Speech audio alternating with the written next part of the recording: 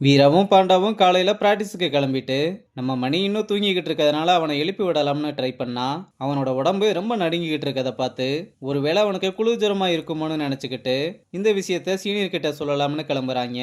அப்புறம் ரெண்டு பேரும் வேகமா ஓடி வந்து மாத்தையன் கிட்ட கோரஸா விஷயத்த சொல்ல, டேய் அதெல்லாம் அவனுக்கு ஒன்றும் இல்லை, தங்கம் மணிக்கு லவ் ப்ரப்போஸ் பண்ணிட்டா, அதனாலதான் அந்த நாய் நடிச்சுக்கிட்டு இருக்குன்னு சொன்னதும், என்ன தங்கம் மணிக்கு லவ் ப்ரப்போஸ் பண்ணிட்டாளான்னு சாக்காயிட்டு வேகமா ஓடி போய் ஹாஸ்டல்ல ஒரு ரூம் கூட விடாம எல்லா ரூம் கதவையும் தட்டி தங்கம் மணியை லவ் பண்றாளான்ற விஷயத்த சொல்லிக்கிட்டு இருக்கும்போது ஆர்வ கோளாறுல தங்கத்தோட ரூம் கதவை தட்டி அவகிட்டயே விஷயத்த சொல்ல வர, டேய் நான் தாண்டா தங்கம்னு சொன்னா, ஆமா ஆமான்னு அவளோட கண்ணத்தை கிள்ளி நீங்க ரெண்டு பேருமே கியூட் கப்பிள்ஸ்னு சொல்லிக்கிட்டு இருக்கும்போது கீழே இருந்து வார்டன் சவுண்டு விட அப்ப கூட வார்டன் கிட்டையும் தங்கம் மணியை லவ் பண்றான்ற விஷயத்த சொல்லிட்டு ஓடுறானுங்க.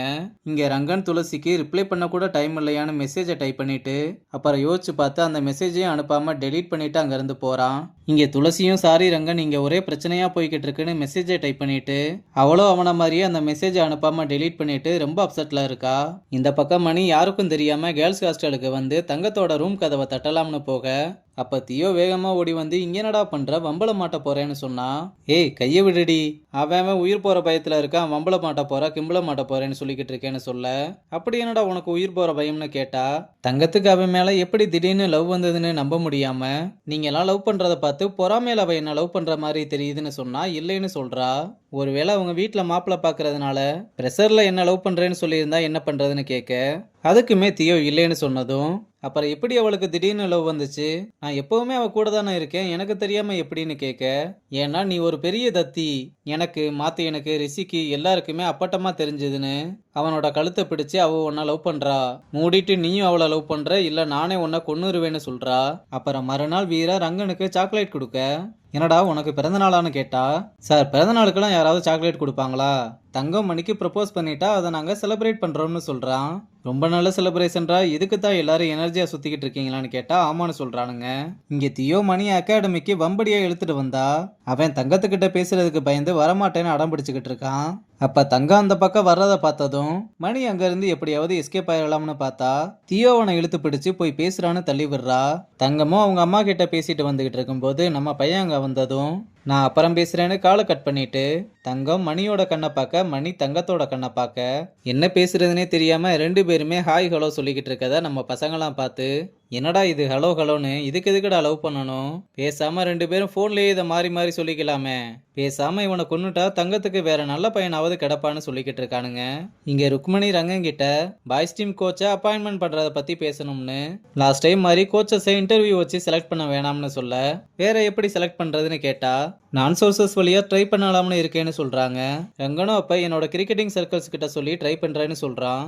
ஆனால் மெயின் டோர்னமெண்ட் வரதுனால நம்ம முடிஞ்ச அளவுக்கு கோச்சை வேகமாக கண்டுபிடிக்கணும்னு சொன்னால் ருக்மணியும் நம்மளால் ட்ரை மட்டும் தானே பண்ண முடியும், நம்ம இப்போ ப்ராசஸை ஸ்டார்ட் பண்ணி வேகமாக கோச்சை அப்பாயின்மெண்ட்டை ட்ரை பண்ணலாம்னு சொல்கிறாங்க. இங்கே மாத்தையும் நம்ம மாப்பிள்ளையை போட்டு புரட்டி எடுத்ததுனால அந்த மாத்தை அவனோட லிமிட்டை கிராஸ் பண்ணிட்டான்னு புலம்பிக்கிட்டு இருக்க, பேசாமல் உங்கள் மாமா கிட்ட சொல்லி அவனை காலி பண்ணிடலாம்னு சொன்னால் அவர்கிட்ட சொன்னோம்னா பிரச்சனைலாம் வேணாம், கிரிக்கெட்டில் ஃபோக்கஸ் பண்ணுன்னு சொல்லுவார், அவர்கிட்ட போய் நின்று பர்மிஷன் கேட்டுக்கிட்டு இருக்கதெல்லாம் வேலைக்கு ஆகாதுன்னு சொல்கிறான். சரி அப்போ அவனை என்னதான் பண்ணுறதுன்னு கேட்டா அவன் வாழ்க்கையில மறக்க முடியாத அளவுக்கு ஏதாவது ஒன்று பண்ணியே ஆகணும்னு மாப்பிள்ளை ஏதோ பெருசா பிளான போட போற மாதிரி தெரியுது. இங்க தங்கமும் மணியும் இன்னும் எதுவுமே பேச ஆரம்பிக்காம ரெண்டு பேருமே நீ பேசு நீ பேசுன்னு மாறி மாறி வைக்கப்பட்டு குறைஞ்சுக்கிட்டு இருக்க. இதெல்லாம் இந்த பக்கம் நம்ம பசங்களும் பார்த்து மண்டை காஞ்சு போயிருக்கானுங்க.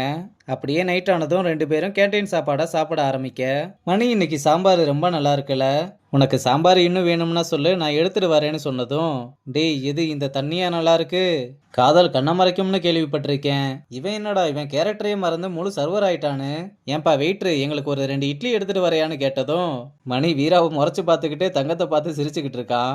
அப்ப தங்கம் தண்ணி குடிச்சுக்கிட்டு இருக்க, தண்ணி வேணுமான்னு கேட்டதும் டேய் இப்பதான்டா குடிச்சேன்னு சொல்றா. உடனே கண்ணை மூடிக்கிட்டு அச்சோ மறந்துட்டேன்னு ஓவரா வைக்கப்படுறான். கொஞ்ச நேரம் கழிச்சு ரெண்டு பேருமே மாறி மாறி பார்த்துக்கிட்டு வெக்கப்பட்டுக்கிட்டு இருக்க, அப்ப பாண்டாவும் நம்ம கூடவே இருக்கிறதுனால தான் ஒருவேளை வெக்கப்படுறாங்களோ என்னவோ, அதனால நாம ஏன் அவங்களுக்கு ஸ்பேஸ் கொடுக்க கூடாதுன்னு சொல்லி அங்கிருந்து வேகமா கிளம்பி இன்னொரு இடத்துல நின்று வேடிக்கை பார்த்துக்கிட்டு இருக்காங்க. அப்ப தங்கம் ஏதாவது பேசிடான்னு சொன்னா உன் பேட்டிங் டோர்னமெண்ட்ல சூப்பர்னு கிரிக்கெட்டை பத்தி பேசிக்கிட்டு இருக்கான். அவளும் அதுக்கு எல்லாமே ஒன்னாலதான்னு அவனோட கையை பிடிக்கலாம்னு பார்த்தா இங்க கை வைக்கணுமா வச்சுக்கோன்னு ஏதோ தானப்பிரபு மாதிரி இடத்த கொடுத்துக்கிட்டு இருக்கான். தங்கமும் இவ்வளவு பெரிய டியூப்லைட்டா இருப்பான்னு நினைச்சு கூட பார்க்கலையேன்னு அங்க கை வைக்க, மணியும் கொஞ்ச நேரம் கழிச்சுதான் அதை ரியலைஸ் பண்ணி அவளோட கையை பிடிச்சு மொக்க மொக்கையா போட்டுக்கிட்டு இருக்கான். நம்ம பசங்களும் காண்டில் இவனெல்லாம் யாரா லவ் பண்ண சொன்னது, இங்கே நம்ம நிற்கிறதுனால ஒன்றுமே நடக்க போகிறதில்ல, நம்மளுக்கு தான் டைம் வேஸ்ட்டுன்னு சொல்லிட்டு அப்செட்டில் கிளம்புறாங்க.